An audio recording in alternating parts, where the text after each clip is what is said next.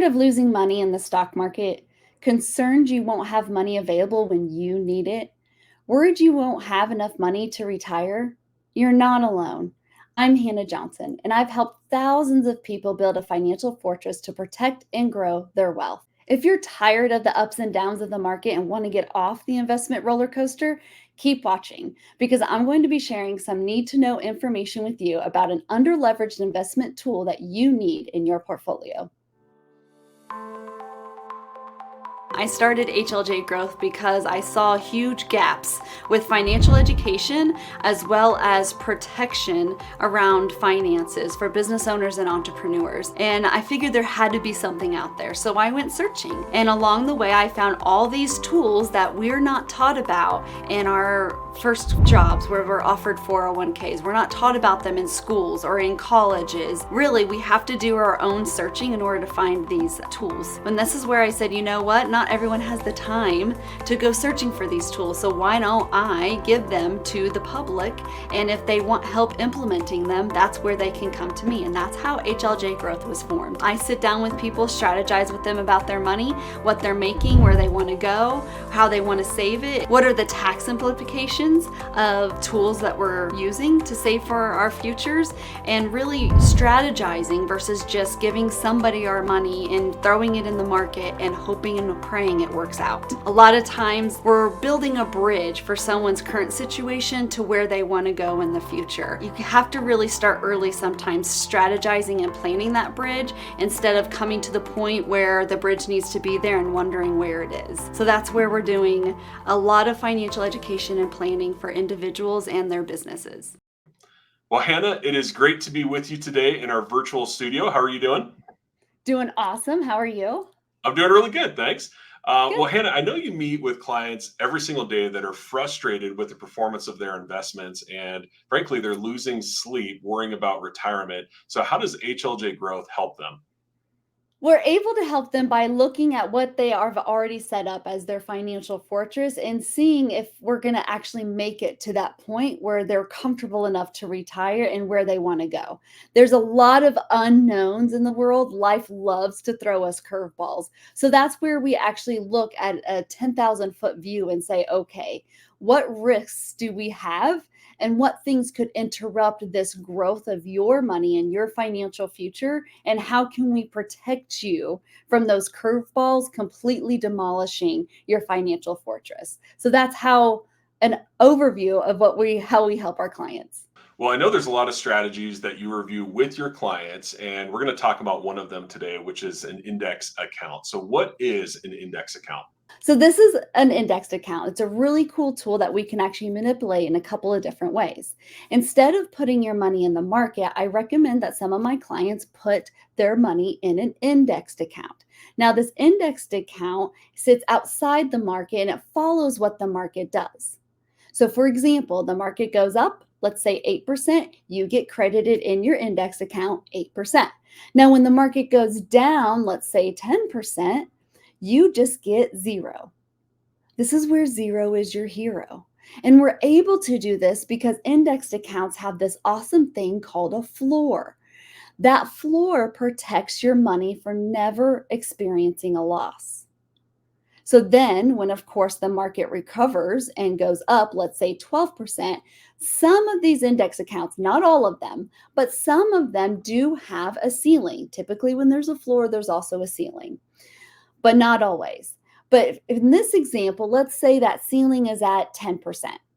So the market goes up 12% and your ceiling is at 10%. Then you would be credited 10%. And that's where people say, well, Hannah, I'm leaving 2% on the table. You're not really leaving 2% on the table because it's guaranteeing that 2% is guaranteeing that that negative 10% never hits your money. So instead of riding the roller coaster ride of up and down, up and down, up and down, you're going up and sideways because your indexed account will never go down. So then, of course, when the market goes down again, you just get another zero. You just sit sideways. Your money is safe and sound from experiencing any loss. And that is what an indexed account is. Well, that's a great overview, Hannah. And I'm curious, how does an index account differ from an index fund? Oh, I get this question all the time because people then hear indexed account, it's something new, and then they go straight to Google and they start Googling all the words indexed account. And the only thing that really pops up is indexed fund. And so they automatically think, oh, I know what that is. It's two completely separate things because an indexed fund is in the market. An indexed account sits outside the market. And an indexed account takes different forms. So you have to be very careful about what you're getting into and what you're Googling and what you think you understand. But they are two completely separate products that react in two completely different ways. So, Hannah, what are some of the key benefits of having an index account? There's a variety of indexed account types and things that you can do with indexed accounts. So the benefits can change, but primarily the main benefit that you have is it protects your snowball. Let me explain what that means. So, there's a wonderful thing called compound interest, and compound interest is the number one wealth building tool. So, think of a snowball on top of a snowy hill. As the snowball rolls down the snowy hill, it compounds on itself, right? Your money does the same thing over time. That little snowball at the top of the hill represents your money, and that hill represents time.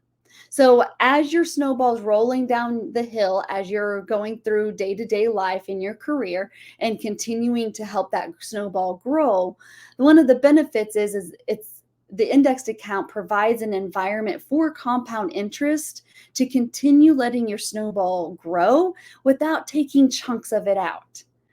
For example, having your snowball in the market, and when the market goes down, it takes chunks of your snowball out. Well, your snowball can't grow if you're constantly having to make up for losing chunks of your snowball. That takes away time and growth of your snowball. So you've got to put your snowball, which is your financial future, in an environment where it doesn't lose. Another thing that is beneficial about indexed account is that it is an investment tool, but it's not one that's managed by an advisor. You can make changes to it. However, there's not an advisor watching over it. So, again, there's no fees attached to it. So, again, fees are another thing that takes little chunks out of your snowball. That is your money that we need to keep intact in your snowball so it continues to compound over and over and over and over throughout time. And that indexed account is what embraces that environment to let that snowball grow as much as possible. And Hannah, what are some of the risks of not having an index account in your investment portfolio? So not having an indexed account in your portfolio, and if you have everything in either a bank, it's not growing very strongly at all. Because I think even the higher savings account, higher interest savings accounts, are only about 3 or 4%. These indexed accounts can do anything from 8 to 10 to 12, and even sometimes bigger than that, depending on the environment that our economy's in. So the not having an indexed account in your portfolio means you're leaving growth on the table. Another reason why it's not a good idea to not have one of these is that if you have all your eggs in one basket, meaning if you have all of your money in a 401k or an IRA or some other market product, if the market tanks like it has in our history, '01 and '02 and 2008, all of your money is going to be dropping significantly. Where diversifying, true diversification means actually having your money in different baskets and different products so that if one tanks, you still have massive growth in all the other ones. It really is a fantastic tool to accompany all your other investment products that you might have. That makes a lot of sense. I'm curious then, why do you think it is more people don't know about an index account? A lot of people don't know about an indexed account for three reasons. One, they were designed in 1996. So when we go into the workforce, a 401k, IRA, all those other market solutions were already set up. Companies were already used to in the process of offering those investment tools for your future. There not a lot of people were open to having other discussions about other tools that might be better and more reliable for them. The second one is You know, we're not taught financial education in our school system. Unfortunately, whenever we go through middle school and high school and into our college, if we went to college, we're not taught financial math. Financial math and regular math are two completely separate things. They react differently. So it's understandable that if we're not given that education, we're not heard about it, and maybe our parents don't even know about it, who's going to tell us? And a lot of people think the only way to go get help if they want help with their finances is to go to a financial advisor or a certified financial planner. Unfortunately, most of those individuals only look at one part or a couple of tools, which are mostly market products. Those market products are unreliable and unpredictable. We can't really effectively plan for the what ifs of life only using market products. That's why it's really important for us to educate ourselves and look for other opportunities to learn, maybe from wealth strategists like myself, about all the other tools that are out there to really diversify our portfolio so that no matter what happens, no matter what curveballs hit us in our lifetime, we'll be okay. Well, hey, if you are enjoying learning about these index accounts as Hannah is talking about them, we want to invite you to take a free personalized wealth building and wealth protection assessment. All you have to do is scan the QR code on your screen, and it'll take you right to that assessment, completely free, and will help you identify gaps in your financial fortress. Also, if you're enjoying this content, we invite you to subscribe to the channel where Hannah talks about financial education, financial advice, wealth building, wealth protection, and so much more. So don't forget to subscribe and turn on those alert notifications. So, Hannah, as Um, we're talking about these indexed accounts, I'm curious what type of person should be exploring an index account? there are a variety of types of people that can really explore and really utilize the benefits of these indexed accounts. Business owners and entrepreneurs, you are risking everything on the line having a business of your own. If that fails, typically so does the home life. And we want to protect that from happening, especially protect your money and not risk it in anything else. This would be great for business owners and entrepreneurs to take full advantage of these indexed accounts. Another type of person that would really benefit from using these indexed accounts are if all your eggs are all in one basket. If you realize, oh shoot, all my retirement money is in the market, all of my money is in stocks and is bonds, is in the market. Maybe we should really diversify and have some of that money in an indexed account. So that if something happens to the market like it did in '02 or '08, you still have a huge chunk of money that's sitting there growing and is protected and safe. That way you're not starting all over from nothing if the market plummets again. A third type of person that might be really, really good at utilizing this are children. Yes, I said that, children. So you don't have to be an adult to utilize these indexed accounts. These indexed accounts are super flexible, and I have individuals that are actually putting them on kids as young as 14 days old to make sure that they don't have to do student loans when they get to college. They're just throwing all the college money that they wanted to save for that child into that account. So that way, if they don't end up going to college, the account is still sitting there growing for them to use it for whatever they want to use it for. They can use it to start a business. They can go use it to travel abroad. What about to going to college abroad?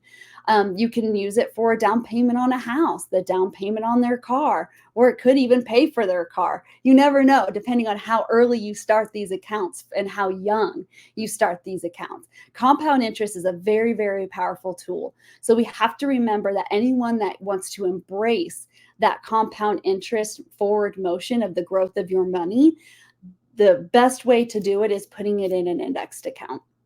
Okay, so if I'm one of the people that we're talking about business owners, things like that, and I'm interested in setting up an index account, is there a minimum investment that I should be aware of? Like I said, there's a bazillion different types of indexed accounts. Some of them do have minimums and some of them do not. For example, some of the index accounts that we utilize for children can be as low as $50 a month. Or you can be grandparents like to put huge chunks of money in them and not have to worry about paying anything on them for a while. They are very flexible, and we can actually find an indexed account that's perfect for your unique situation wherever you are and however much you can afford. Because not everyone has a big chunk of money that they want to roll into an indexed account. Awesome. If you don't, let's make monthly payments into one. So they're very flexible. Some of them don't, some of them do. But I will tell you, those that do have minimum investment requirements are the ones that give us the biggest impact of growth. But that doesn't mean we have to start there. Sometimes it's going to take a couple of years for us to grow that big chunk of money and then be able to transfer it from one indexed account to another one with bigger growth in it. So it definitely takes a strategy. Yeah, that makes a lot of sense. And as we're talking about minimums, I'm also thinking about costs. So, are there any other costs associated with an index account that people should be aware of? It all depends on the indexed account that is right for your unique situation and your unique plan and what you have going on in your life. Some indexed accounts are focused on growth. And so we do typically tend to use those for the younger generations. Some of them are more focused on making sure someone has lifetime income at a certain amount every single month. In those situations, we look at those income products. So it really just depends. And some of them do have fees depending on all the bells and whistles on the indexed account. So it really does take having someone, talking to someone that knows all these different options and making sure that you are matched with the correct one that answers your solutions for your unique situation. So, Hannah, as we wrap up here, I'm thinking about the clients that you work with every single day and conversations that you have. Are there any myths about index accounts that you come across, and how do you usually, work through those myths with your clients? I wouldn't necessarily call them myths. They're more just misunderstandings. Like I said, there's a bazillion different types of these indexed accounts. So, a lot of times, the problems that my clients bring me are ones that they found Googling on the internet. Well, so and so said that this indexed account did this, and it totally destroyed their plan. Right. A, we don't know all the details, and B, it doesn't sound like that they were put in a correct indexed account. So that's where it really does take sitting down with someone who is knowledgeable on these and how to manipulate them for your unique situation and being really honest with them. So, because once you're in, sometimes there's no turning back for chunks of time. So, we have to be very strategic and very careful with the plan to make sure that we put you in the right one. Is there anything else people should know about an indexed account that you want to share with the audience today? Really, it is having a conversation with an individual that is very knowledgeable about them, because there are a lot of ins and outs of some of them. Some of them can be highly complicated, and some of them are not complicated at all. And it's those details. We always say the devil's in the details. It's those details that you're not going to find on the internet. It's those details that you're not necessarily going to hear when someone is unhappy in about account. So really, you have to be careful about the details and be aware of what it is that you want out of your financial picture down the road and now, and really be very clear on what you're willing to do to make sure you get there. We're in a very instant gratification society. They tell me they want to be at this spot down the road, but they're not willing to do what it takes to get there today, because we want to have the nice things in life. We want to take the trips. We want to have a slush fund, and totally understand that. So it really is getting a very clear understanding of what you're willing to do to make sure you hit your retirement goal. And if you don't have a retirement goal, let's figure that out first. That's always step one. Well, Hannah, thanks for all of the information about index accounts today. And if someone wants to learn more, what should they do? Well, step one is obviously scan this QR code and take that assessment. That assessment is going to tell you a lot, and it's also going to tell me a lot. And then we can definitely discuss it over a no cost meeting just to learn more, to discuss what our options are, and to really discuss if these indexed accounts are even right for what you are looking to do. Well, Hannah, thanks so much for all of the information today. And if you have not taken that assessment, definitely scan the QR code. It's going to tell you so much about your financial fortress and give Hannah all the information that she needs when you schedule that meeting. So, Hannah, thank you again. You're welcome. Thank you.